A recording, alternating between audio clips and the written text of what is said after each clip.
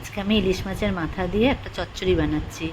এতে আমার লাগছে ঝিঙ্গে, কাঁচকলা, কুমড়ো, আলু, বেগুন, কাঁঠালের দানা, ফুলকপি, ইলিশ মাছ আর কালো জিরে আর রাঁধুনি, হলুদ, নুন, কাঁচা লঙ্কা, তেল।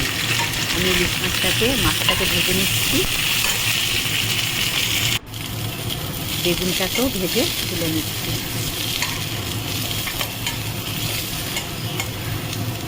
আমি যেরকমভাবে বানাচ্ছি তোমরা একবার আমার মতন বানিয়ে দেখো, তোমাদের আশা করি খুব ভালো লাগবে।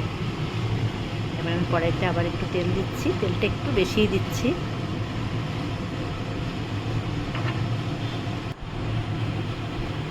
এবার রাঁধুনি আর কালো জিরেটা ফোড়ন দিলাম। ফোড়নের একটু গন্ধ বেরোলে আমি এর মধ্যে বেশ 6-7টা কাঁচা লঙ্কা দিয়ে দিচ্ছি।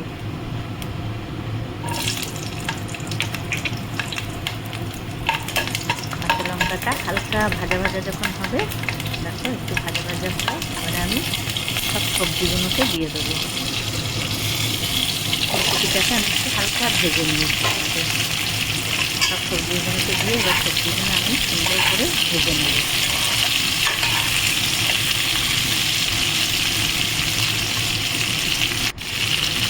এবার আমি নুনটা দিয়ে দিচ্ছি।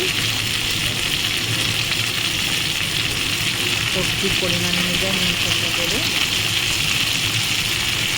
3 চামচ হলুদ দিয়ে দিচ্ছি। ছোটো চামচে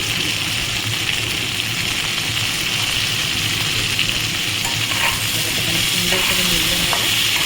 এটা যত ভালো ভাজা হবে টেস্টটা তত ভালো হবে।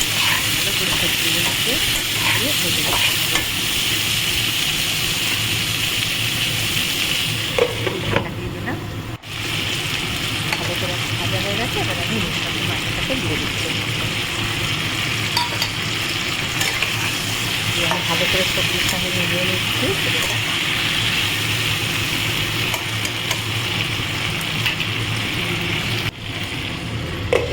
ঢাকা দিয়ে দিলাম।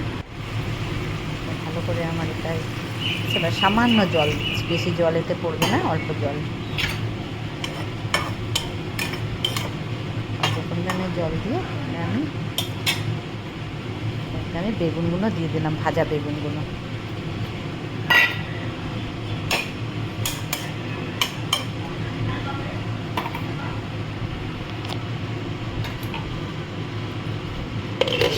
আবার কিছুক্ষণ আমি ঢাকা রাখছি এটাকে।